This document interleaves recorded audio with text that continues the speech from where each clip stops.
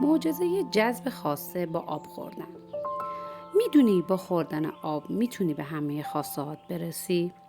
شاید عجیب به نظر برسه، ولی با دیدن این ویدیو به یه راز بزرگ دست پیدا میکنی. میخوام راز شگفتی که در آب هست رو براتون فاش کنم.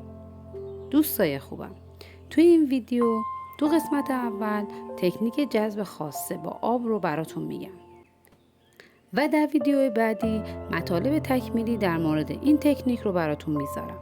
پس همین الان دکمه سابسکرایب رو بزن، رو زنگوله کلیک کن تا هرچه زودتر بهت اطلاع رسانی بشه. بهت پیشنهاد میکنم اصلا از دستشون ندی که خیلی ضرر میکنیم. همه ما میدونیم آب یک منبع عظیمی از قدرت و جادوه. اینجا قراره چند تا تکنیک عملی به یاد بدم که فقط با آب خوردن پول و ثروت و فراوانی رو وارد زندگیت بکنیم. عزیزای من، جهان اطراف ما شبیه یه آینه است. یه آینه دو طرفه. یه طرفش باورها، افکار و احساسات ماست که همون جهان نامرئیه. سمت دیگهش جهانیه که ما میبینیم. تو این ویدیو میخوام بهت یاد بدم چطور از قدرت باور نکردنی آب استفاده کنی و زندگی تو تغییر بدی. آب یک عنصر حیاتیه که توی همه ادیان و کتاب‌های الهی به اهمیتش بارها و بارها اشاره شده. آب هم رساناست و هم حافظه داره و میشه از حافظه و رسانه‌های آب استفاده کرد برای تنظیم انرژی بدن و همجهت کردن اون با خاصه.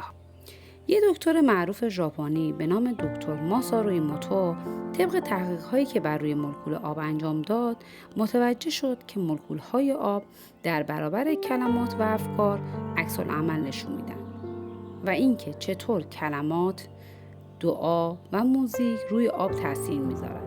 توی آزمایش درون 3 لیوان شیشه‌ای که داخلش برنج بود آب ریخت. روی هر کدام یه جمله نوشت. روی لیوان اول نوشت تو فوق‌العاده‌ای، من عاشقتم، ازت ممنونم و حتی این جمله رو به آب هم گفت و به آب انرژی مثبت داد. روی لیوان دوم نوشت تو احمقی، تو یه نادونی، یعنی به این آب انرژی منفی داد. و به لیوان سوم توجهی نکرد و به حال خودش رها کرد. و 1 ماه هر روز این جملات رو به 2 لیوان میگفت و لیوان سوم رو نادیده میگرفت و رها میکرد. بعد 1 ماه لیوان اول که هر روز جملات مثبت دریافت میکرد ازش بوی مطبوع برنج بلند شد. برنج لیوان دوم سیاه رنگ شد. برنج لیوان سوم کپک زد و خراب شد. و این به این معناست که نادیده گرفتن و رها شدن تأثیرش حتی از جملات منفی هم بدتره. حتی توی آزمایش دیگه که فقط درون لیوان‌ها آب بود، این جملات رو هر روز به آب میگفت و بعد از 1 ماه آب درون هر لیوان رو به حالت جامد و یخ در آورد و دید که ذرات یخ مربوط به هر لیوان به شکل‌های متفاوتی در اومدن. لیوان اول که بهش جملات مثبت میگفت خیلی شکل منظم و زیباتری داشت و به همین ترتیب 2 لیوان بعدی نامنظم و نامرتب. پس نتیجه‌ای که طبق تحقیقات به دست اومد مولکول‌های آب هم نسبت به انرژی عکس‌العمل نشون میدن. همونطور که میدونید 65 تا 70% بدن ما از آب تشکیل شده و بدن ما نسبت به آب واکنش نشون میده. تحقیقات نشون دادن که افکار ما روی محیط اطرافمون تاثیر میذاره. برای اینکه بتونیم همزمان از قدرت کلمات و حافظه آب استفاده کنیم، یه تمرین ساده وجود داره. یه لیوان آب بردار. لیوان میتونه شیشه‌ای، کاغذی، استیل یا حتی پلاستیکی باشه.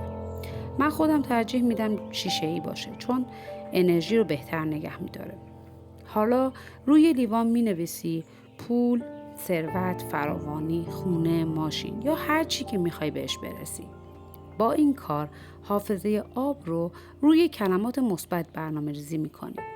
در این حال هر وقت میخوای آب بنوشی چشمت به این نوشته میفته و ناخودآگاه خودت هم برنامه‌ریزی میشی. تو حالت دوم میتونی یه اسکناس به لیوان بچسبونی، چون خود پول هم انرژی داره به آب منتقل میکنه.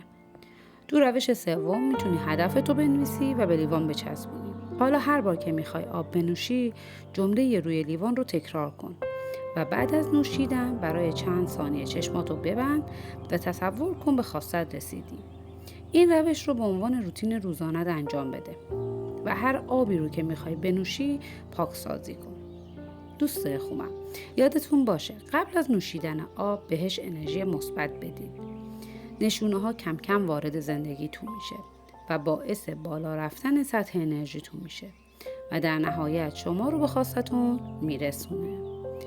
ممنونم که کانال رو سابسکرایب دارید، برام لایک و کامنت میذارید و منو حمایت میکنید.